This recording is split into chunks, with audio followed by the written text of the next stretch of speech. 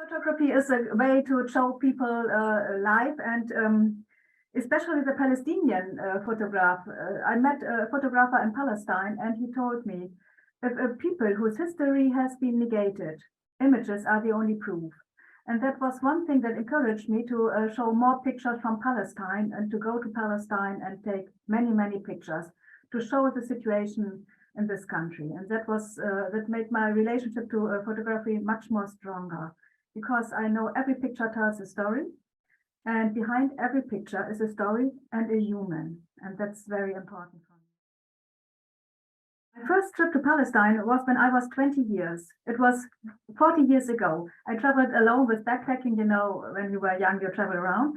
And then I went to Palestine once more, 2014, with my daughters. And it was completely different. And I was really shocked about the things that I saw, if I compared it with the trip 40 years ago. And that was the reason for me to go to Palestine more and more often, because I wanted to understand the situation there. I wanted to learn how people survive, how people live under occupation. And yes, and I couldn't believe that people like the Israeli people treat the people on the other side of the wall like they do. And that was for me very hard to understand, especially as a German woman. I wanted to show everything, the normal life in Palestine, the obstacles and how they live, and to show that they are quite normal people, but they live under occupation.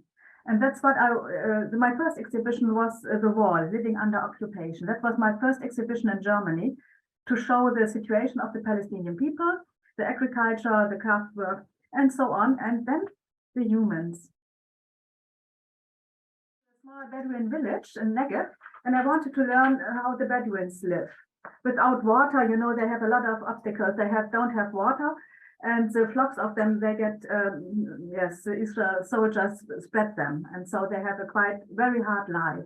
And I met them both. I can show it here. You can see this man, it's a young Bedouin, and the other one is his friend. They were sitting close together, and I asked him, and I was talking to them, and they were very proud that I came and wanted to make pictures.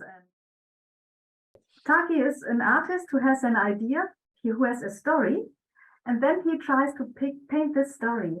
And we did this project together. There was a quotation of Dr. Jekyll and Mr. Hyde, and I think it fits very well to this idea with the mirror.